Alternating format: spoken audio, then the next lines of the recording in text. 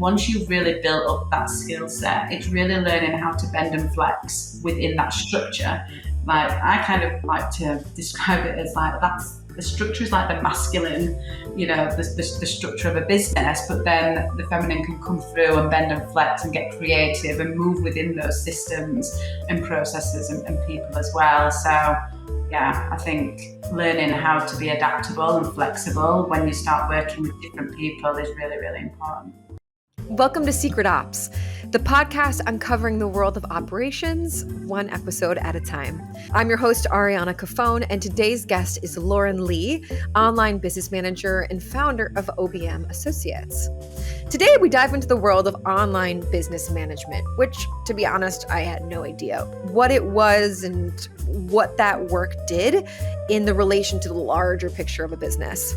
So luckily, Lauren obviously does, and really unpacked it for me to understand what does the day-to-day look like, how does it differ from a chief operating officer, and what other tips and tricks she's learned throughout the years that we could bring into our work. So, on to the show. Lauren, welcome to Secret Ops. It is such a pleasure to have you here today. I really appreciate you joining. Thank you so much for having me. I'm super excited for this conversation. Me too. I was just telling you, I was introduced to the world of online business management from one of my team members, Andrea, who I adore. And she just cracked open like this whole new realm that I had no understanding of. And then I realized, if I don't have an understanding of this, we need to get others to also do that. So we wanted to bring you on to talk about that world. I guess to start though, what was your journey to online business management? How did that whole path kind of unfold itself? Okay, yeah. So I guess I fell into it really when I was around 19, 20 years old, and I joined this financial services company as their temporary receptionist. So I was only meant to be there for 6 months. I was also working as a receptionist in a hotel. I'd been there 4 years. But I went part-time there and took a part-time role in financial services. And I essentially grew up in that company. I was there for like 11 years.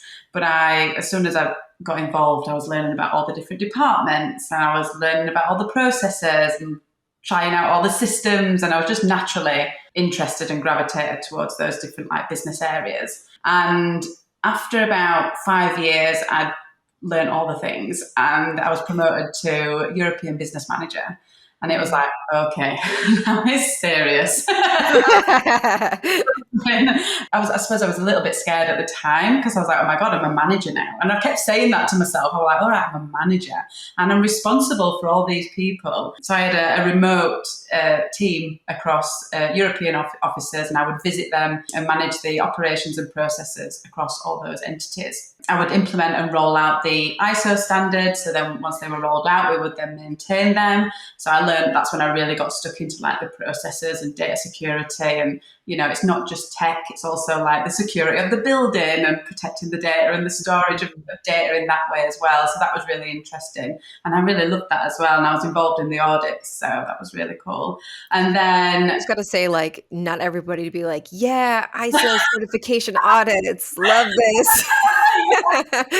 It's funny because do you know what? This is going to be a really great conversation because I realise how normal this is for me. The online business management is so normal to me, and it's like I suppose I think that everybody knows about it. But then when I'm like, yeah, everybody loves audits if they love processes, but no, you're absolutely right. Maybe they don't. So yeah, and then I had the opportunity to be involved in new business acquisition. So I built an office from scratch. We acquired a new building, an office space, and we built that out. And I absolutely loved those big scale kind of projects. And that was really interesting because I got to see a business really grow from the founding stage right up to, I think we got to about 40 people before I left that business. Wow. And that was really interesting because then I was responsible for onboarding new team members, making sure they were settled in, they understood their role, their processes. And I was really liaising them with the executive team and stakeholders and, different positions in the business. And then I also was relocating other offices as well. So we would review the lease agreements, we would relocate other offices. So we would build a new office, we would move the people over, the IT infrastructure, lay out the operations, update all the ISO standard processes, and then put that office back to normal. And I think I did about 6 of those projects during that time. And I loved it. But like I said, after 11 years, I feel like I've got to a point where is this it? Like, have I done all the things that I can do? And I was kind of ready for a new challenge. And while that was happening, I think I was approaching 30. So I think that's like a natural divider line. Yeah, absolutely. Questioning yourself. And I had the opportunity to take redundancy. And I thought, well, yeah, let's do it. I'll be able to get a job anywhere. I've got all these skills. I've done all these things. And I remember going into... Quick thing, for those not in the UK, can you explain what redundancy is? Just for awareness. Yeah. Get that when somebody asked me that on a podcast. So that's when, well, it's funny actually, because essentially they're saying that your role is no longer required within the business. But it very much was, but just not to the extent that they needed it. So that's where that opportunity came from. And then, you get quite a nice pay packet when you've been there quite a long time. So I think that was obviously like a supporting factor to be like, yeah, do you know what? Let's take the packet. Let me go and get a new job, new challenge, new people, all the new things that I suppose I was itching for. And walking into these job interviews with my portfolio of work, all laminated, of course, with everything in there. And I couldn't get a job. I could not get a job. What? I know the companies were saying that you are just too overqualified for the role. And, I think my role in financial services was quite unique in itself because it did span across so many different entities. And the roles that I was going for were very based in the UK, and maybe it was a project management role or an operations manager. And I just had such a huge skill set. But at the time, I was like, well, I've no idea what this even is. Like, I had no idea.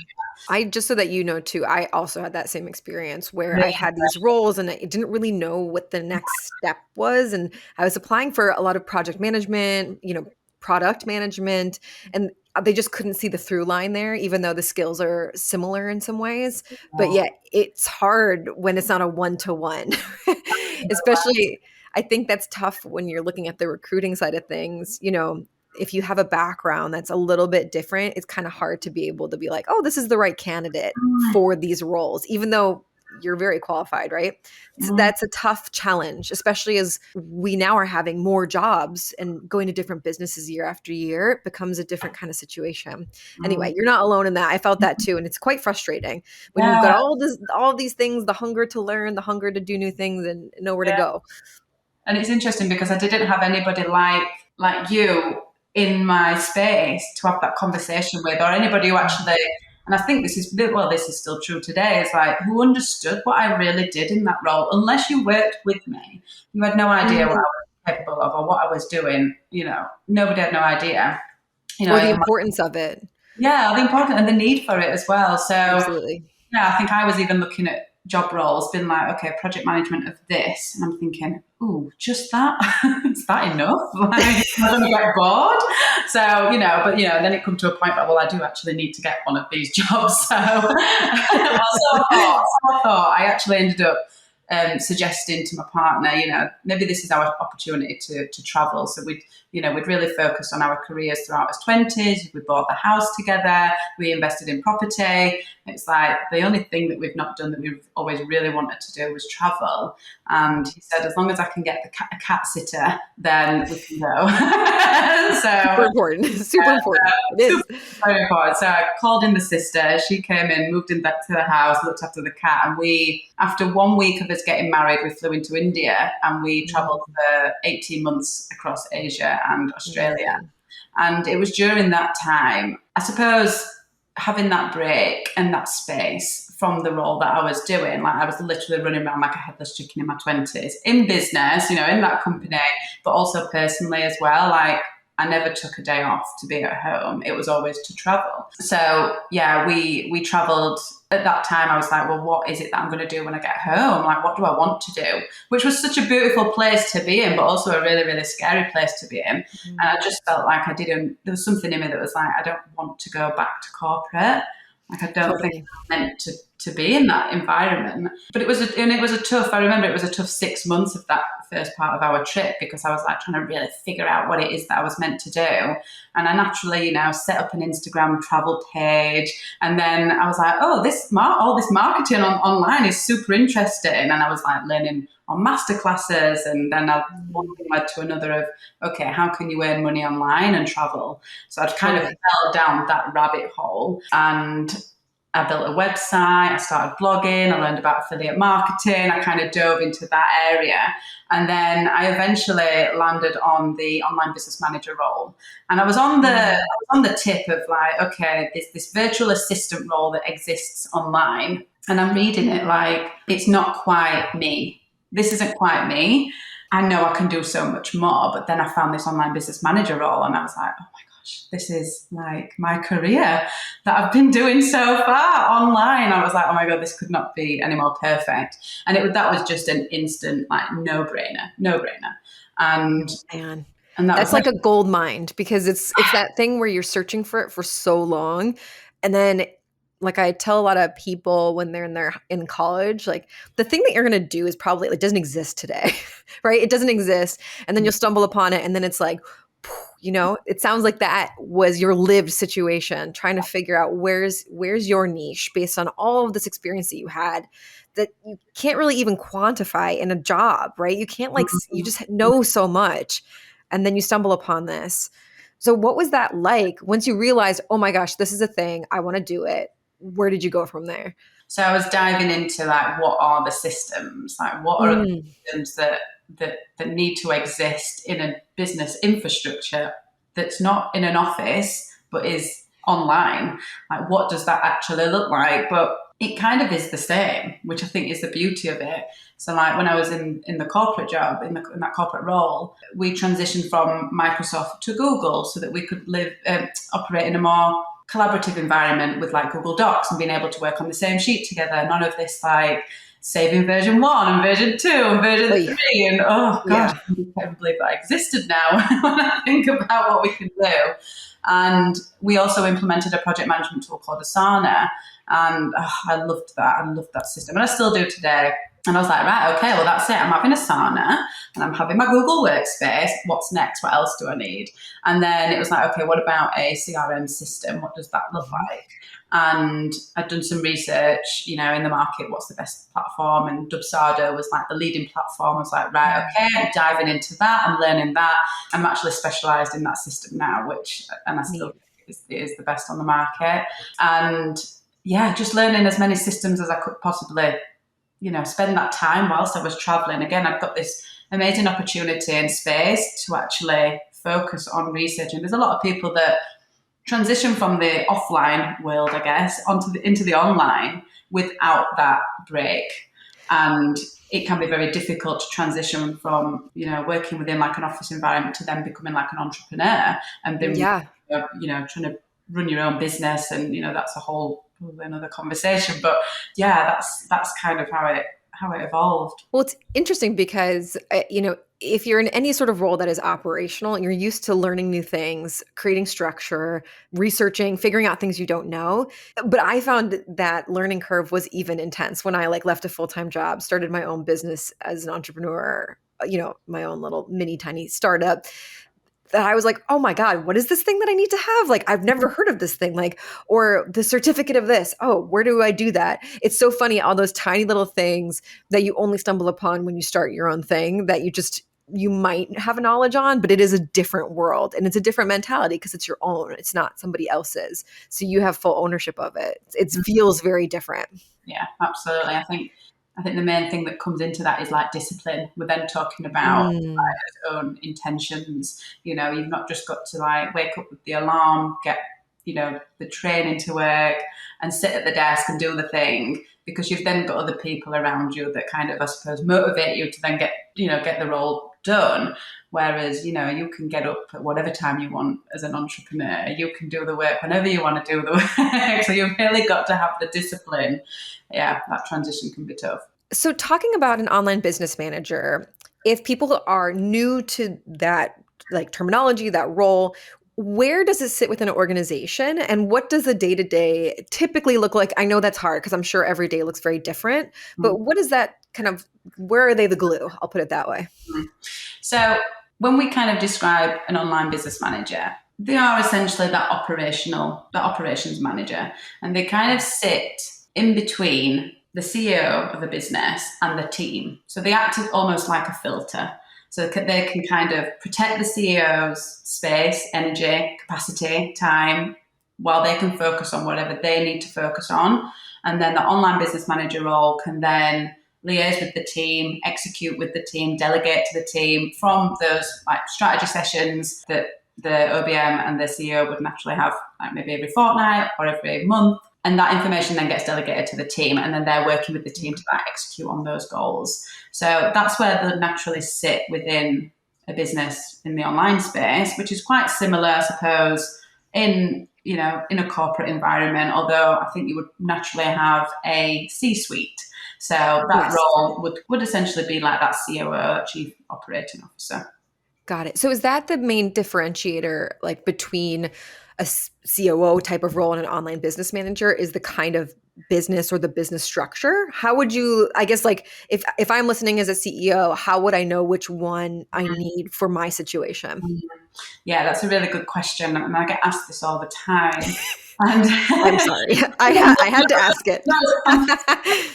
And I think especially because, the online space is like the wild, wild west. Anybody can call themselves whatever they want to call themselves. So for a CEO trying to identify what it is that they need, I think that is a really good question. And I think the COO, I've transitioned more into that role now. And I do think it comes with experience and it's strategy.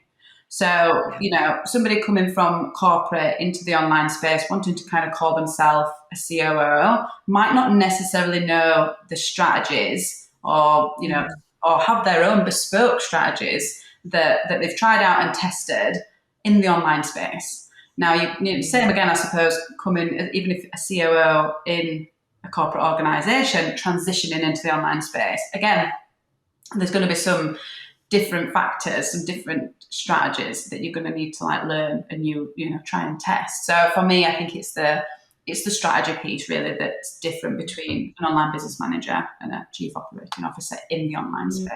Yeah, just hearing it back, an online business manager really takes these strategies and translates them across all the different work streams of the business, the technology, the people, the process. Like that translation piece is vital. Whereas potentially a COO is someone that is like creating that strategy based on their experience and then potentially helping to translate. But there is that kind of like strategic collaboration piece that potentially comes with the COO. And that's based on like the years of experience. That's just like what I think I'm gathering as I'm learning. I would suggest that it's like the experience and having tried and tested, working with so many different people, different types of business models, with different types of strategies. But, there is some overlap. So like as part of my role as a COO, I still like to handle, part of the team management because I want to be within the operations. And I think it's very difficult for a COO to kind of take that full step back unless they've got an online business manager who, can also do that for them, managing the team and still managing the operations, but then really working really closely with the COO to like understand how the operations are operating, how they're working, are they optimized, is everything streamlined? So I think that there can be a crossover, but those two roles can also work really, really well together as well. Well, it makes sense too, because I find that some of the hardest things that I'm navigating in a COO role is being able to keep up with the technology evolution that's happening, right? All of a sudden, the speed of the release of tools is insane. So like even I was talking to Andrea on my team and I was like, listen, I want to try and figure out how to take this and translate it into a YouTube thing. And she's like, oh yeah, here's this tool that in the past would have taken me hours to do. And it was like, 15 minutes and it was done. And those are things that come down to awareness. When you're executing, you find these hacks, you test these things. Like that is such a complementary thing to the more strategic piece. You can't have one without the other, in my opinion. You can have the strategy, but if it's not rooted in reality, it's what you're doing, right? Yeah, I love that. Yeah. If we go into the trifecta then of operations, because, this is all tied together, let's talk about the people piece. Because I think that from your experience, ultimately operations needs to serve people, and an online business manager is like responsible for the traffic controller of everything. So when you start working with a client, how do you lay the groundwork to get the best results as an online business manager? Like, how do you begin that relationship to build the pieces of the operations? So I always tend to start with a 90-minute strategy session that kind of covers off so many different areas within the business. So it's actually looking at that trifecta. So it's like, okay, well, what systems have you currently got in place? What's working, what's not working? Do you like this platform? Do you not? What's giving you a headache? What isn't? And then it's like, okay, now let's have a look at the people. What team have you currently got in place? What team do you think that you need? I think that's always a fantastic question. Like, what team do you think you need? Like, what structure? And they'll be like, oh, I need this person and this person and this person. And all of a sudden I need 10 people. And, essentially we probably don't. We need like one or two, and we can build like a really, really lean team. But then, I think it's, those parts of the strategy session that we focus on also then includes them goals as well. So like, what is it that we're trying to achieve? What are we looking at? What's the next 10 years look like? And then we work backwards to 5 years, year, quarterly, all them different things. And then we look at the systems again and we say, okay, well, the systems that we've got in place, is this scalable? Is this going to allow to scale the business? Is going to support the scalability of it or not? Do we need to switch out systems at this point to make sure that you've got the best systems in place? Are these systems even integrated with each other? In corporate, there's developers in there that can just build systems, in the online space, of course, there's developers, but we're really looking at the systems that are already available to us that might naturally integrate without us having to use like a third-party platform like Zapier or anything like that. And then it's looking at those people, like who do we need to execute then on these different processes to match the goals that you're trying to achieve. So we can really like break it down then to then build that infrastructure that's scalable, but also sustainable as well. So depending on how new that business might be or whether they've been operating for a decade, do we need to invest in all these people straight away? Probably not. And it's probably not a financial decision to make, in the beginning. So what can we focus on now? And then once we kind of get those key systems in place, like sometimes clients will come to me and there's like no communication tool. It's like, okay, so how are you actually communicating with your clients or other businesses? How are you communicating with your team if you've got a team? And they're like, oh yeah, WhatsApp or email. I'm like, no. When I hear email, I'm like, no. It's just like where productivity goes to die. Especially internally as a team. But listen, I also think that like Slack and other things like that, that's also where productivity can go to die. Any communication tool, it's dependent on you use it, but email just is a trap for some reason it's a trap for us. Yeah. And I think like what you said at the beginning, it's like how do we build the operations to support the people? And if everybody's operating out, and I always look at business from a holistic perspective as well. So like, how can the operations support those people?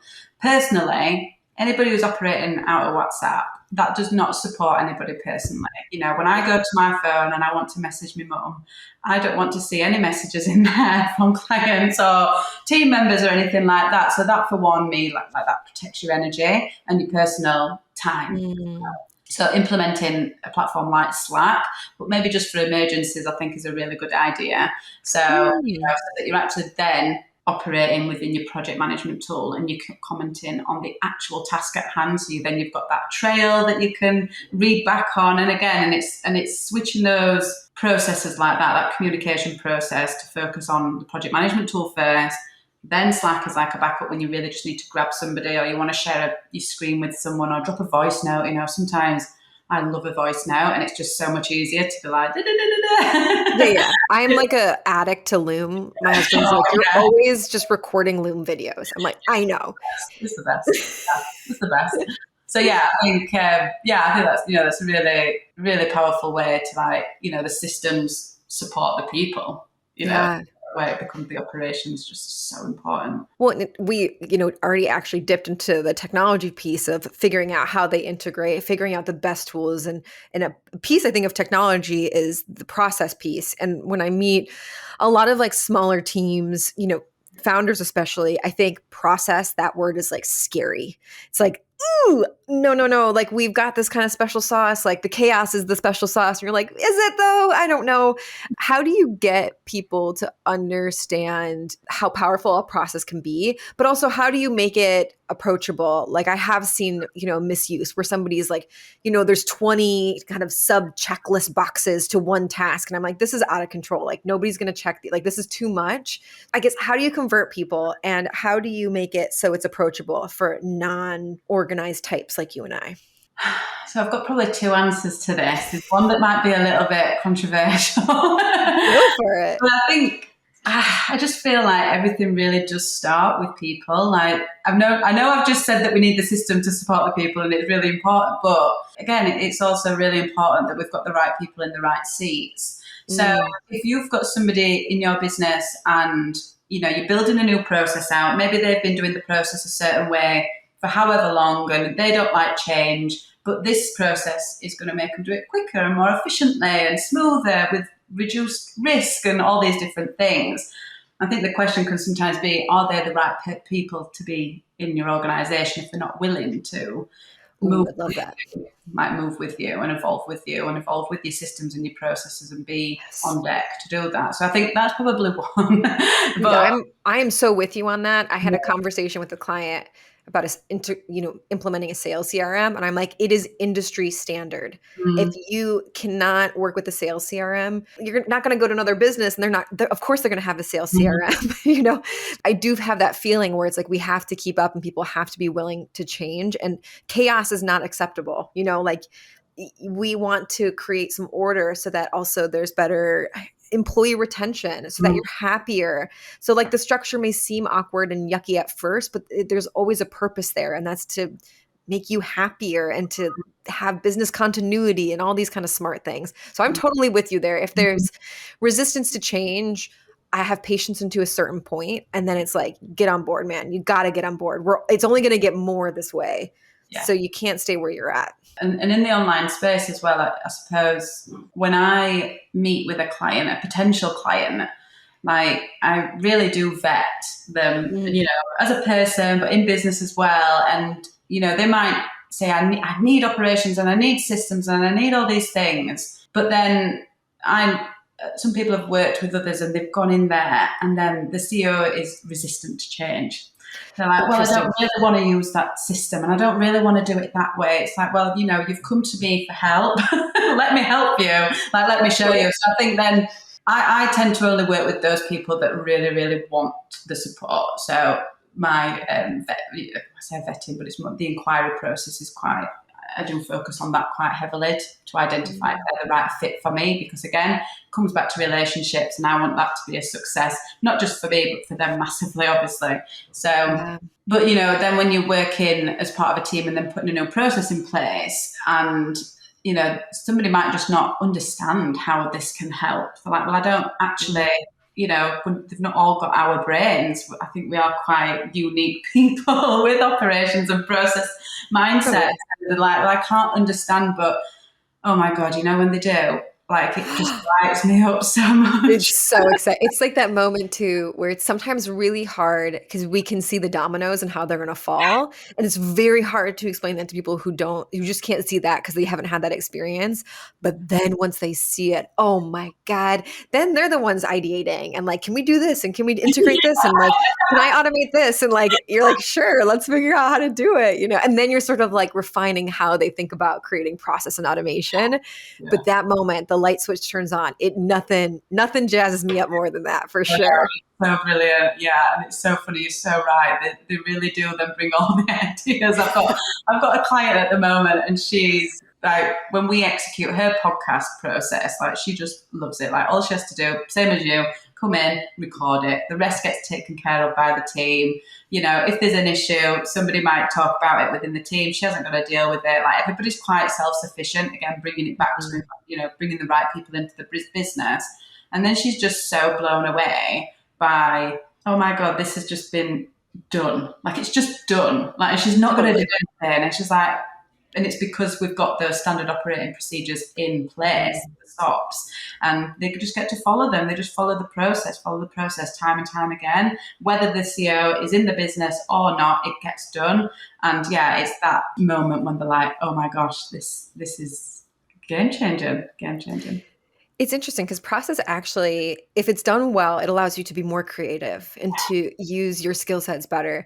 There is that transition period where sometimes it gets worse before it gets better, which I always kind of try and warn my clients. I'm like, listen, it's going to suck a little bit more for about a month or so. It's like maybe 6 weeks, and then it's going to get better. But then what you start to see is that people really start to, again, like bring up those ideas, figure out how else we could do things, see how we can, market this better or do this. And that's when I feel like, I don't know, that energizes my battery. I can tell you're like, you feel that too. It's once you get over that hurdle, man, a team can really fly and people can listen. I mean, people work for a lot of different reasons, but I think one of the reasons is to figure out, where they get joy, where they get energy from.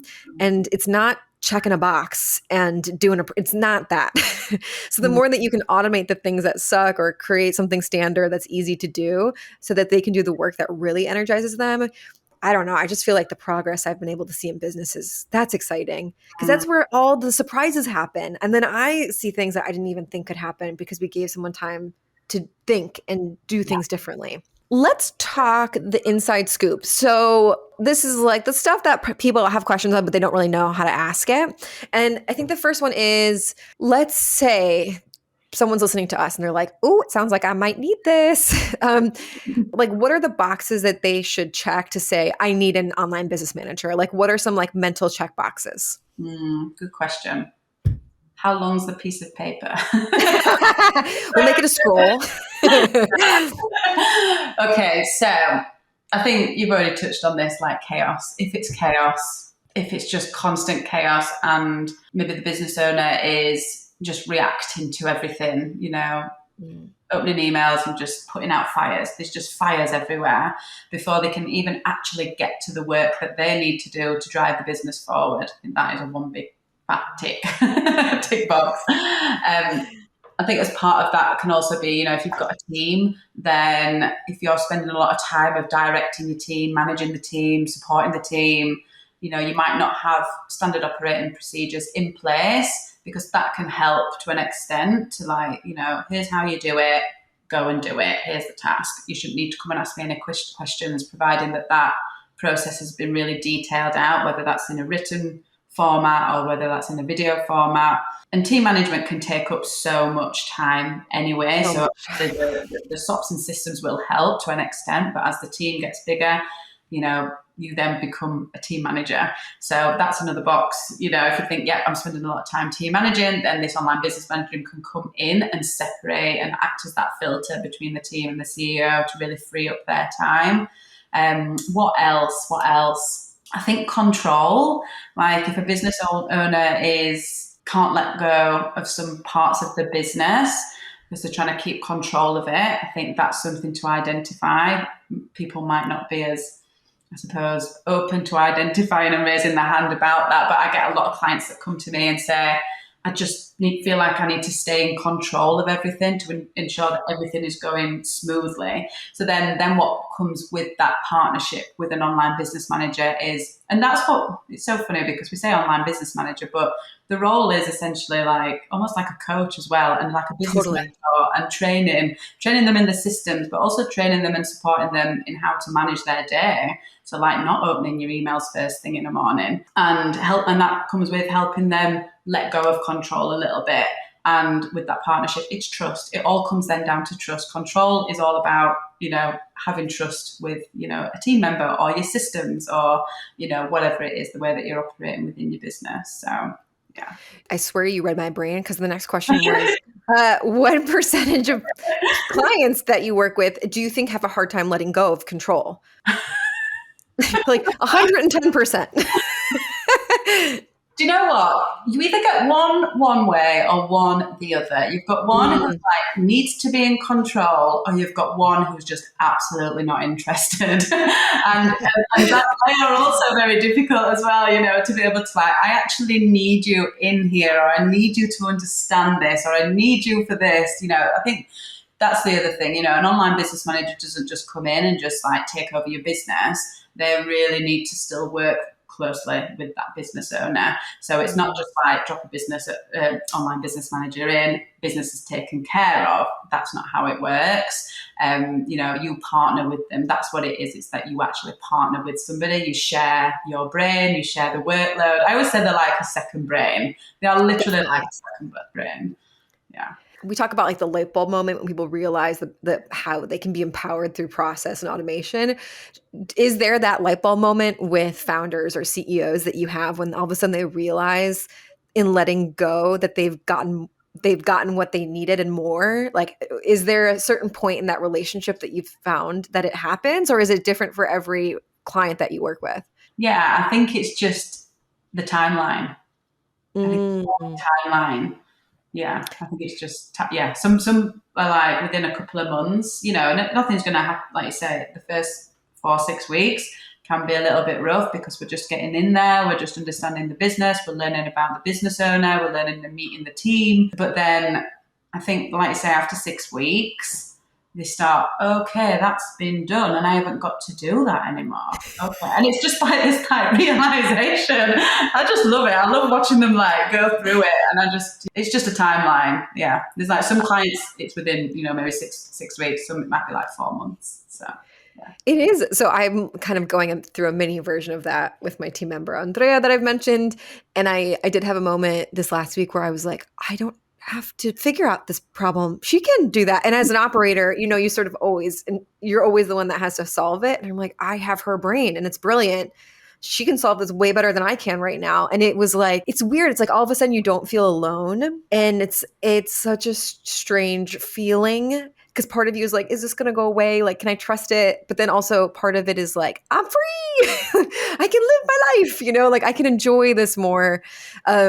It's like a weird emotional thing that maybe we don't talk about a lot, but this whole thing is quite emotional. And there is that coaching component constantly. And it definitely is different with every type of person or founder that you're working with.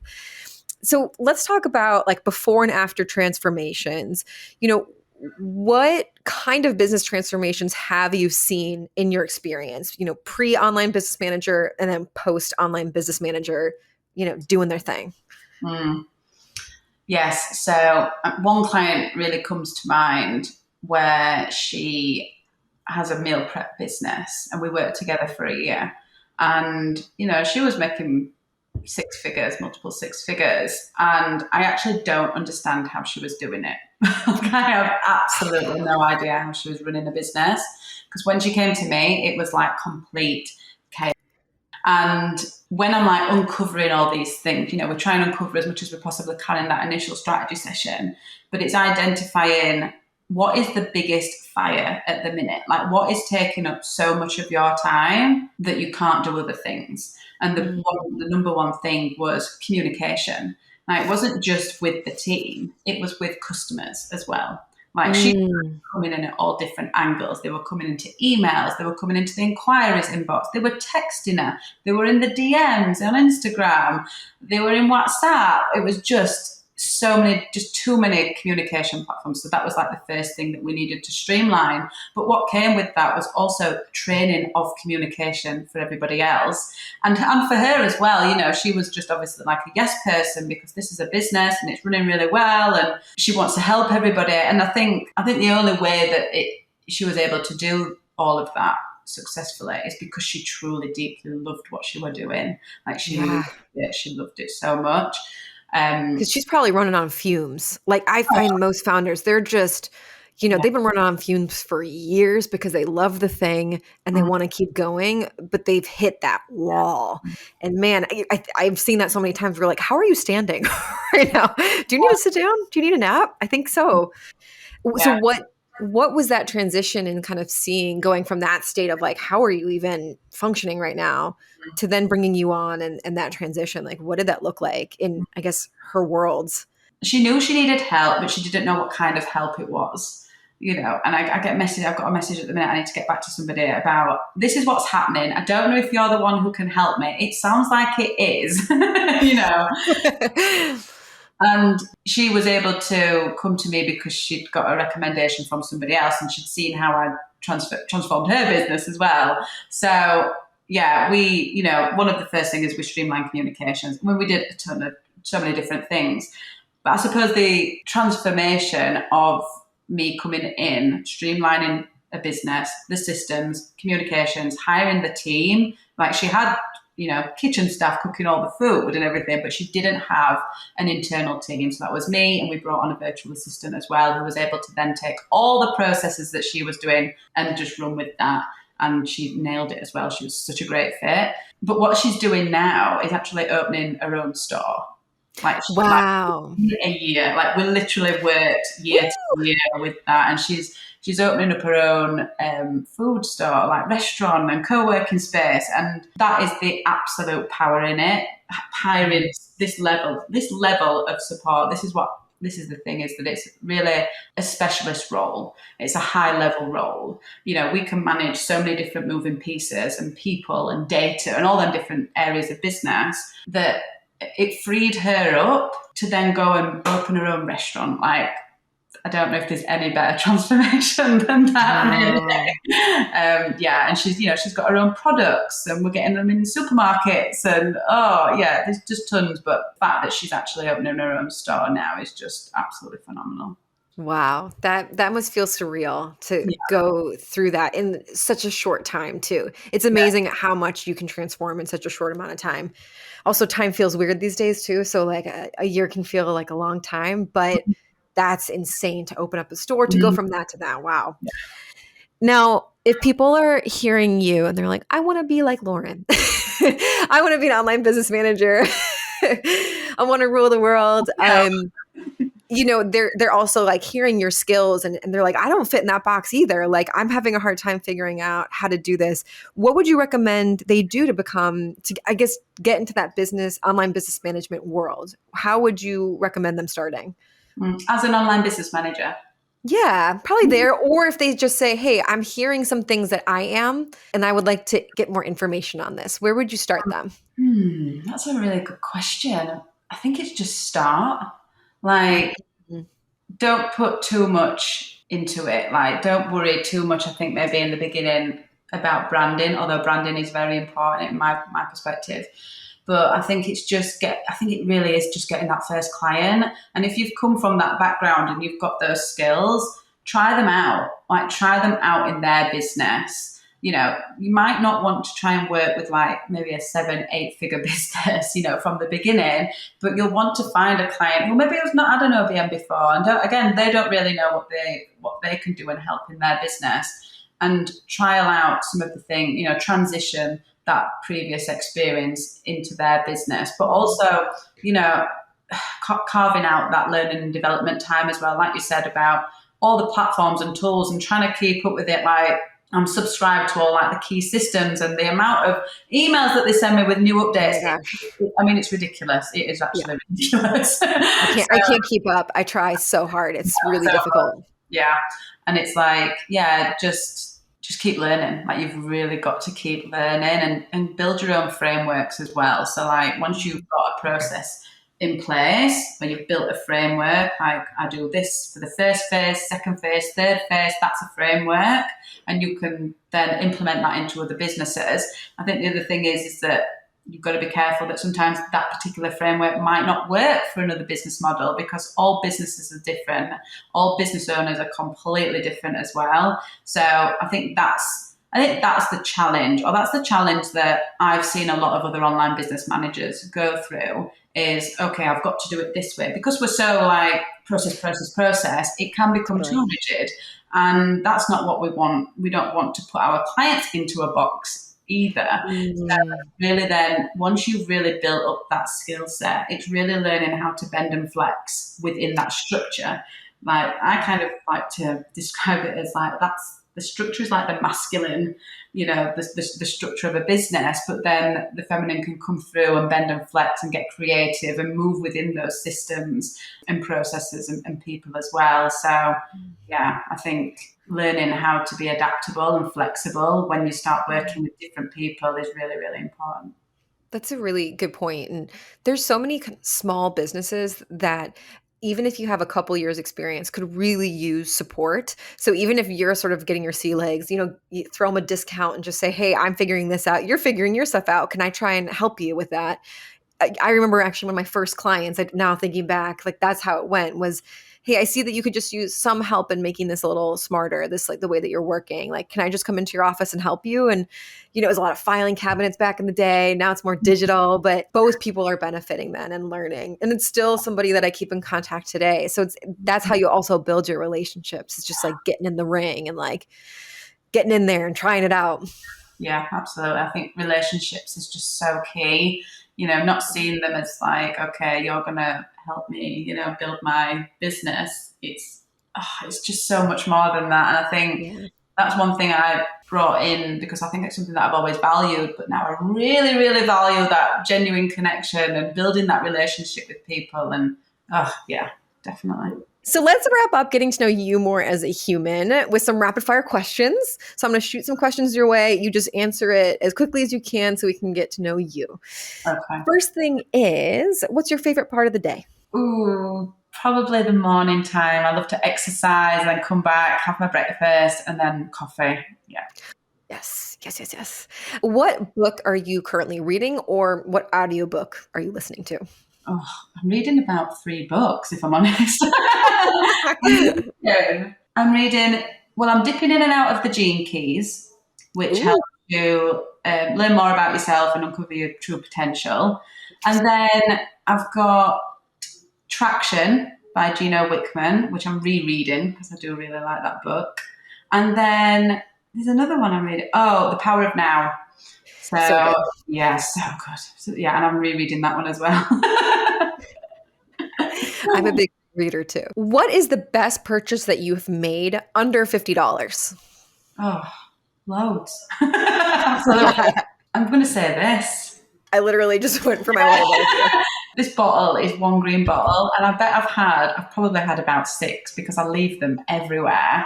But, I'm saving the planet at the same time, but it is just like it goes everywhere with me. And I absolutely love it. So yeah, that's the best purchase. Love it.